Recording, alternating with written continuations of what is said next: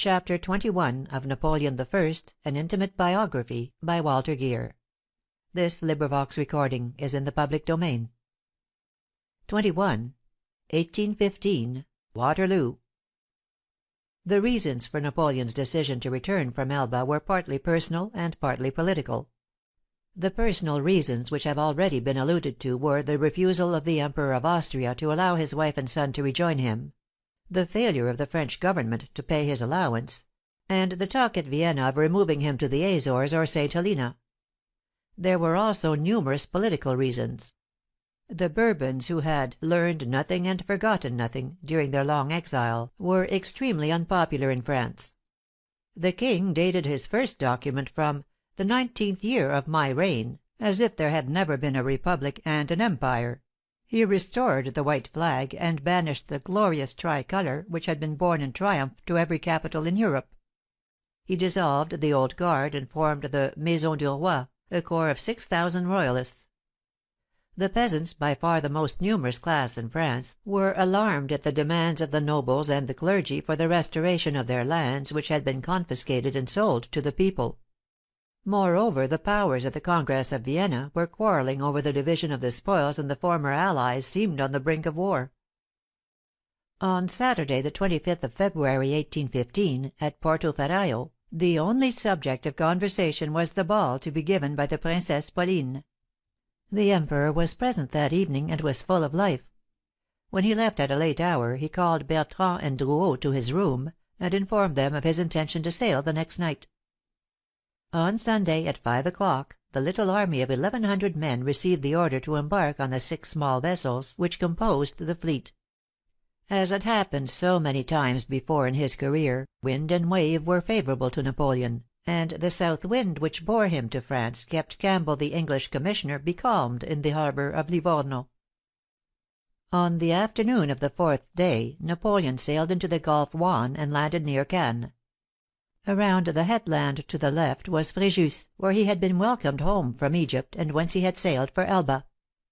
A little farther to the west was Toulon, where his name first became known, and whence he sailed for the Orient. Beyond the Cape to the east was Nice, where he took command of the army of Italy. The whole littoral for him was full of memories. To-day, on the avenue from Cannes to Nice, the tourist sees in the shade of a tree by the roadside a simple shaft of stone bearing only the inscription, "Souvenir du 1er Mars, 1815." This marks the spot where Napoleon landed. Turning away from the royalist towns of the coast of Provence, the Emperor at once marched north into the mountains. His first objective was Grenoble, a district which he believed would be favorable to him. Just before reaching this place, on the 7th of March, there occurred a scene without parallel in the history of the world. In the defile of La Fraye there is a narrow road between lake and hills. Here he found a battalion of infantry drawn up in order of battle, commanded by de Lessart. This officer, who was only 19 years of age, was a nephew of General Marchand, the commander of Grenoble. Although he was then very bitter against Napoleon, under the Second Empire he became Marshal of France and Minister of War. Napoleon, who had ridden up with his lancers, now dismounted. He ordered his soldiers to carry their muskets reversed under their left arms, and at their head advanced towards the battalion. He wore his well-known hat with the little cockade, and the traditional gray redingot. "There he is! Fire!" cried Captain Randon. The soldiers were livid, their knees shook and their hands trembled. When he was within a few paces, Napoleon opened his overcoat and said, "If there is amongst you a soldier who would slay his Emperor, here I am." A great shout arose of "Vive l'Empereur!" The soldiers tore off their white cockades, broke ranks, and rushed to surround their beloved commander. Randon set spurs to his horse and rode away, while de Lessart burst into tears and surrendered his sword to the Emperor, who comforted him. Before leaving Elba, Napoleon had said, "I shall arrive in Paris without firing a shot," and in his proclamation to the army he had written, "The eagle will fly from steeple to steeple, even to the towers of Notre Dame."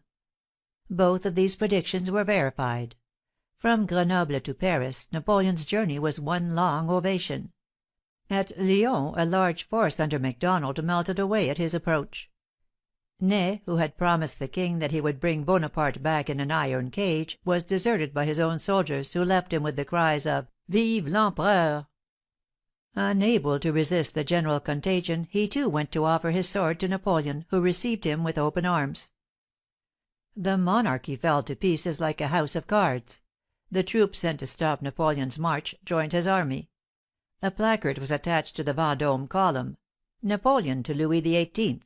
My good brother, it is useless to send any more troops. I have enough." Napoleon accomplished the last stage of his journey from Fontainebleau to Paris in a carriage escorted by only half a dozen Polish lancers. A little before midnight on Palm Sunday, the 19th of March, the king left the Tuileries, and before noon the following day the tricolor was flying over the palace and all the public buildings in Paris. The funds which, on the news of Napoleon's landing, had fallen 10 points, had already recovered half their loss. On Monday evening, Hortense, several of the marshals, and many of the former ministers and dignitaries of the Empire, were waiting at the Tuileries for the arrival of the master. There was a thick fog and a sprinkle of rain, but the expectant crowd could see the lights in the windows. About 9 o'clock a distant sound of horses was heard. A post chaise entered the courtyard at a trot, followed by 1,000 horsemen, crying, "Vive l'Empereur!" They were troops who had been sent out the evening before to fight him. Napoleon was lifted from the carriage and borne up the grand staircase in the arms of his old guard. At length he reached his cabinet, and the doors were closed against the crowd. Such was the return from Elba, one of the most marvelous episodes in history. It was resolved upon and arranged by Napoleon alone, and surprised the Bonapartes as much as it did the Bourbons. It was a movement of the people assisted by the army. Peasant and soldier marched side by side. It was a great tribute to the popularity of the Emperor, and the most impressive form of plébiscite. Landing on the coast of France with 1,100 men, Napoleon had marched in triumph to the capital, and entered the Tuileries to find his court around him and the palace decorated and illuminated for his reception.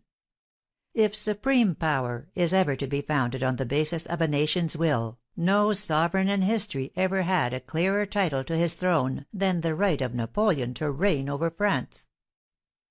The Emperor was able to nominate his ministers on the very night of his arrival. Marat became Secretary of State, and Cambacérès Minister of Justice, while Gaudin took charge of the finances. It is remarkable that all three were members of the consular government after the 18 Brumaire. Davout consented with some reluctance to be Minister of War. Caulaincourt again took the portfolio of Foreign Affairs. Savary refused the post of head of the police, and Napoleon reluctantly appointed that notorious turncoat Fouché. The veteran Carnot, the organizer of victory, was made Minister of the Interior. It was a strong ministry made up of men of talent and experience. But Napoleon's fate was to be decided at Vienna, and not at Paris. When the news of his return was received there, a declaration was drawn up and signed placing Napoleon under the ban of Europe as a public enemy. The rigor of this decree has been generally condemned, and the English historians try in vain to defend it. There were a few civil disturbances in the Vendée and the South, but the imperial government was immediately recognized almost everywhere. Although Napoleon at once made overtures of peace, his arrival at the Tuileries was regarded by the other powers as a declaration of war. His circular address to the sovereigns was stopped at the frontiers. The members of the Bonaparte family who were outside the limits of France were interned. But if these were the sentiments of the rulers, the feeling of the peoples was very different. In Italy, in Belgium, and along the Rhine, the return of Napoleon was hailed with joy. But the general voice of Germany called out for an invasion of France. In England, public opinion was divided. The government was in favor of war, while the Whigs made a popular hero of Napoleon. At Paris, Napoleon, in order to reassure the people, did his best to conceal the hostile designs of the powers, and the city remained quite calm. At the same time he reviewed every day in the Carrousel the soldiers who were leaving for the frontier. He also showed himself constantly to the people, riding about the streets almost alone. A very interesting account of Napoleon at this time is given in the letters of John Cam Hobhouse to Lord Byron. In the court of the Carrousel he stood within 10 paces of the Emperor at a review. Napoleon fixed his eyes and filled his imagination. He also saw him at the Français, at his first visit to the theatre after his return, and says that it is impossible to give any idea of the joy with which Napoleon was received. Napoleon entered at the 3rd scene. The whole mass rose with a shout which still thunders in my ears. I saw the Bourbon princes received for the first time in the same place last year. Their greeting will bear no comparison with that of Napoleon, nor will any of those accorded to the heroes of the very many ceremonies I have witnessed in the course of my life." Hobhouse concludes with this remark: "There is something magical in that power of personal attachment which is proved by 1,000 notorious facts to belong to this extraordinary man; and never had any one who wore a crown so many friends or retained them so long." On the 1st of June took place the famous assembly of the Champ de Mai, when the Emperor presented the eagles to the 50,000 soldiers who filed before him. Hobhouse, who was present, says that the scene was more magnificent than any pen can describe. When Napoleon entered the Tuileries on the 20th of March, he was elated at his triumph and full of energy, resolution, and hope. But in a few weeks the outlook changed decidedly for the worse. The Powers placed him under the ban of Europe, and armed 1,000,000 men to overthrow him. The situation in France was most discouraging. The army was in want of men, the arsenals of supplies, the treasury of funds. Everywhere he found hostility and suspicion. Even Napoleon's iron constitution could not stand the strain of this mental torture on top of almost continual labor to bring order out of chaos. When he left Paris to place himself at the head of the army he was no longer the same man, morally or physically. For the first time he was subject to bodily ailments of a very painful nature. He had lost hope and energy, and was no longer confident of success. In order to restore confidence at home and conquer peace abroad, Napoleon realized as never before that he must gain a great victory. He had decided to leave for the front on the 12th of June. The evening of the 11th he dined with his mother, his brothers, and the princesses at the Élysée, where he had moved from the Tuileries in April. After dinner the 2 children of Hortense were brought to him, and little Louis begged him not to go to war. Napoleon turned to Marshal Soult after the boy had gone, and made the prophetic remark, "He is perhaps the hope of my race." Before entering on the description of his last campaign, it is necessary to consider the condition of the forces with which Napoleon hoped to secure the victory. By the 1st of June he had 200,000 men in the field. The National Guard numbered the same, and 50,000 more were detached in depot. Coming now to the personnel of the army, Napoleon's old chief of staff, Berthier, who had served him in this capacity for 20 years, had retired to Bavaria, and his loss was badly felt during the campaign. To supply his place, the Emperor selected Marshal Soult, a very bad choice. Soult had great qualities, but was not fitted by temperament or experience for this position, where others would have done better. Napoleon was obliged to leave Davout behind in Paris, because there was no one else to whom he could entrust the care of the capital. Augereau had been struck from the list, and Marmont and Victor had followed the king. Macdonald refused to serve, and Oudinot and St. Cyr were not employed. Masséna and Mortier were ill. Brune was sent to the south, and Jourdan and Suchet were also employed. Ney was summoned at the last moment and given an important command, but it would have been better if Napoleon had left him at Paris. Grouchy, who had just received his baton, had a great reputation as a cavalry officer, and Napoleon could not know how fatal his services were to prove. On the 1st of June, a large Austrian army under Schwarzenberg was nearing the Rhine, and Russia was also making great military preparations. Across the frontier in Belgium, an Anglo-Prussian army was assembled near Brussels. Napoleon considered 2 plans of operations. He could either await the enemy's attack, which would give him more time to organize and equip his army, and a better chance of success, or advance to the attack himself and endeavor to crush a part of the allied forces before the rest could come up. For many reasons he chose the latter course. Of his 200,000 men he kept 120,000 in hand as his main army, and sent the remainder to the Vendée, Italy, the Rhine, and the Pyrenees. The military situation at the opening of the campaign was favorable to Napoleon. The allied army was spread out on a line of over 80 miles along the Belgian frontier. They needed 2 entire days to assemble on the same battlefield. Wellington's headquarters were at Brussels, Blucher's at Namur. The English line of communications ran through Brussels to Antwerp, the Prussian through Liège to Cologne. In case of disaster the lines of retreat would diverge. It is interesting to note that in his last campaign Napoleon was confronted by exactly the same problem as in his first, and that he solved it in the same way.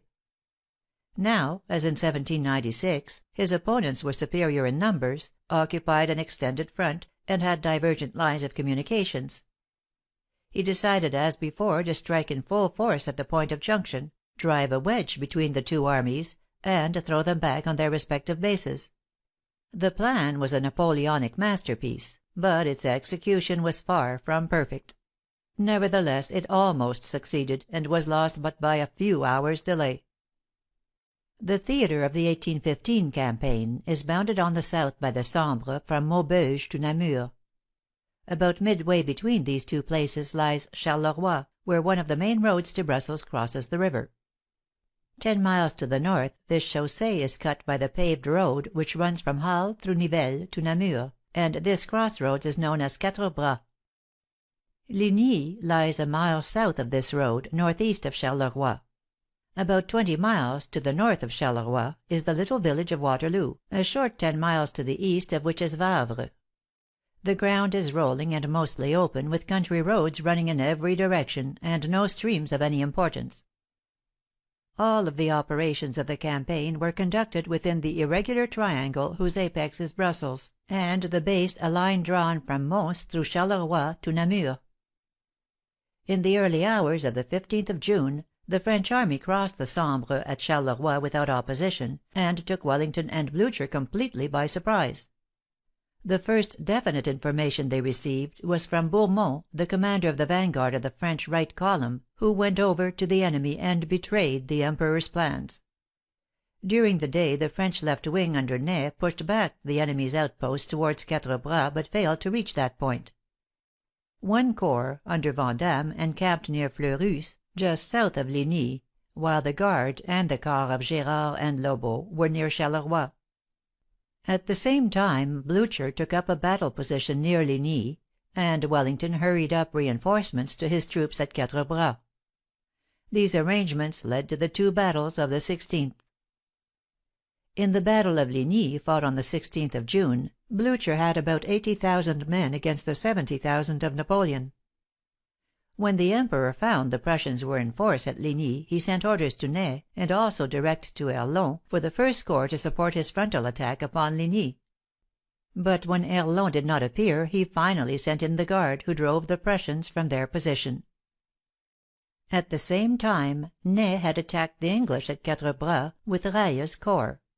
Owing to the contradictory orders received by Erlon from Napoleon and Ney, his corps spent the afternoon in marching and counter-marching between the 2 battlefields, and took no part in the fighting at either place.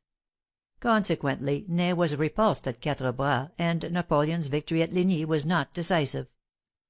The battle did not end until 10 o'clock, and no pursuit was attempted that night. All that Ney had accomplished was to contain Wellington. The whole operation, save for the fatal loss of time, had been well carried out, and Napoleon felt satisfied with the opening act of the campaign. He had broken through the Allied center, and had beaten Blucher singly. The immediate thing for him to do was vigorously to pursue the routed Prussians, and prevent them from rallying and uniting with the English. This Napoleon failed to do. He returned to his quarters at 11 o'clock in such a state of fatigue that he was incapable of action. On the previous day he had been on horseback for nearly 18 hours directing the movements of his troops, and during the battle of Ligny he had again spent many hours in the saddle through a day of terrible heat. Much has been written regarding the condition of Napoleon's health during this campaign, but the evidence seems to show that he was in his usual health, although he may have suffered from a local ailment which rendered horseback riding painful and fatiguing. The 17th, Napoleon was very late in rising, and no orders were issued until 8 o'clock. He then gave Grouchy command of the corps of Vandamme and Gérard, over 30,000 men, and sent him in pursuit of Blucher. The Emperor naturally supposed that the Prussians had retreated to the northeast towards Liège. Instead of that, Blucher had abandoned his line of communications and was retiring on Wavre. For many years after the battle of Waterloo, a wholly false notion was prevalent as to the task assigned by Napoleon to Grouchy. The Marshal denied over and over again that he had received any written order from the Emperor to supplement the verbal instructions referred to above. It was not until 1842 that the Bertrand Dispatch was published, in which Napoleon says that it is important to penetrate whether the Prussians "are separating themselves from the English, or whether they are intending still to unite to cover Brussels or Liège in trying the fate of another battle." This order clearly shows that Napoleon distinctly recognized the possibility of the Prussians uniting with the English, and that in this case he expected Grouchy to act in conjunction with the main army. That Grouchy, in spite of his many denials, fully understood his task is shown by his dispatch of the 17th of June at 10 p.m., in which he says that if the Prussians retire on Wavre, he will follow them in that direction, in order that they may not be able to gain Brussels, and to separate them from Wellington. After giving these orders to Grouchy, Napoleon with the remainder of his army marched to Quatre Bras to join Ney. On reaching there at 1 o'clock, he found that Wellington had gone. He immediately followed, and on his arrival at La Belle Alliance the same evening, he found the English army drawn up at Mont Saint Jean, evidently resolved to give battle. South of Brussels, for many miles, stretches the large forest of Soignes. At a distance of 3 leagues from the capital, on the edge of the woods, lies the little village of Waterloo, the headquarters of Wellington, which gave its name to the battle. 2 miles farther on is Mont Saint Jean, where the battle was fought. A glance at the map will show that the salient points of the battlefield of Waterloo form an almost perfect letter A. The top of the letter, where the 2 highroads from Nivelles and Charleroi to Brussels join, is Mont Saint Jean. There is Wellington. The lower right point is La Belle Alliance. There is Napoleon. The lower left point is Hougoumont, an old stone chateau which lay in a large grove, and with its enclosing walls stood like a kind of fortress just in front of the French lines. The cord or crosspiece of the A is a by road which intersects the 2 highroads at right angles, and, like many of the Belgian roads, in places is sunk much below the level of the fields. This road, which borders the crest of the plateau of Mont Saint Jean, and cuts the Brussels route at right angles, covered almost the entire English position with a line of natural obstacles. To the east of the highway the road was on a level with the fields, but a double border of high and thick hedges rendered it impassable by cavalry. To the west the road was sunk from 5 to 10 feet between 2 banks, and thus formed for a distance of over 400 yards a formidable entrenchment. By many historians the existence of this sunken road is entirely ignored, while others seem to doubt that there was such an obstacle. This is perhaps due to the fact that this part of the field was much changed a few years after the battle in the construction of the immense Mound of the Belgian Lion. At that time the hedges were cut down and the sunken road was obliterated. That these 2 features existed at the time of the battle, however, is clearly shown in the official engineer's map drawn up in 1816. This road must not be forgotten, as it played a very important part in the battle. Just below the point where the cord joins the right down stroke of the A is La Haie Sainte, whose buildings and walls were fortified and held, like those of Hougoumont, by the English.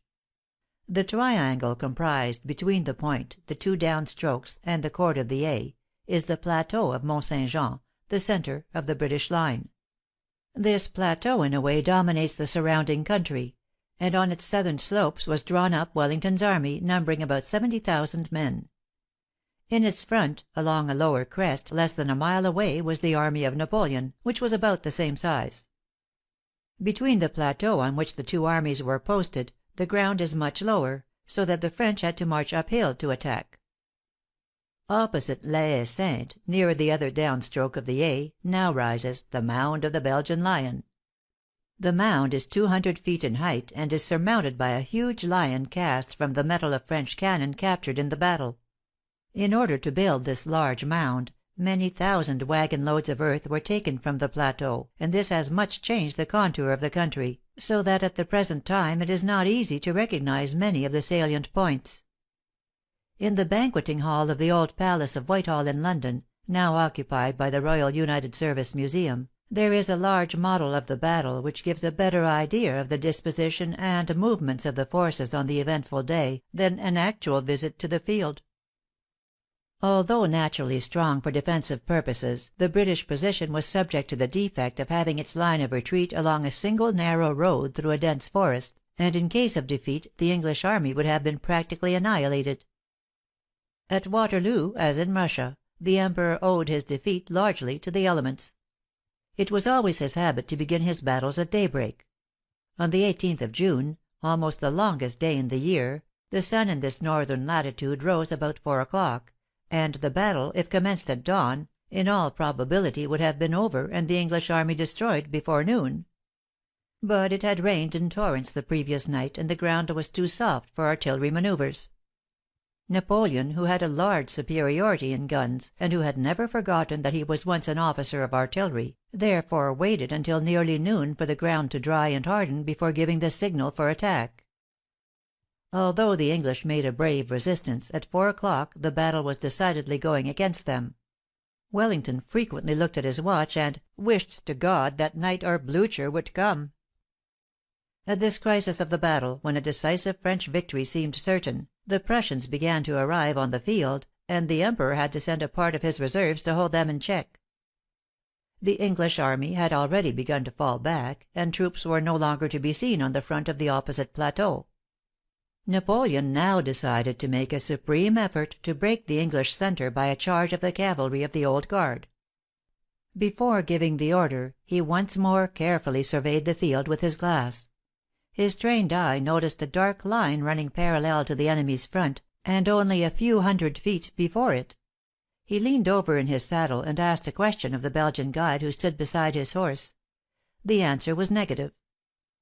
The Emperor then sent an aide de camp to give the order to charge. Ney drew his sword and put himself at the head of the guard.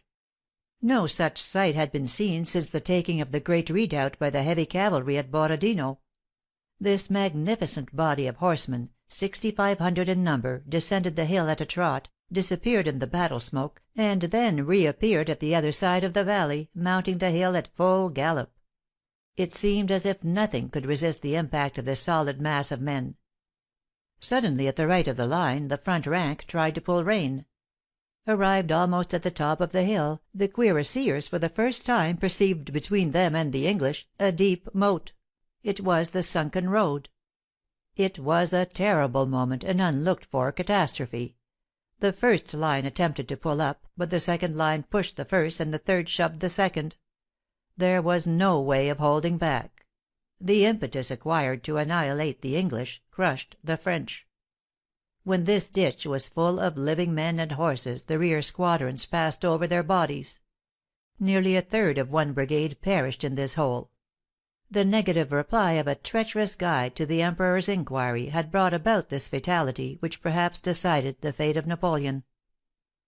Although the full force of the charge had been broken, the plateau was taken by the French, but they were unable to maintain themselves there, and were finally forced to retire.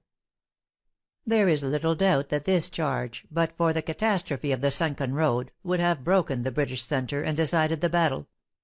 Wellington, who was so nearly defeated, could not repress an exclamation of admiration. He said, "Splendid!" When finally exhausted, the French cavalry turned and drifted down the slope, it was followed by the entire English army.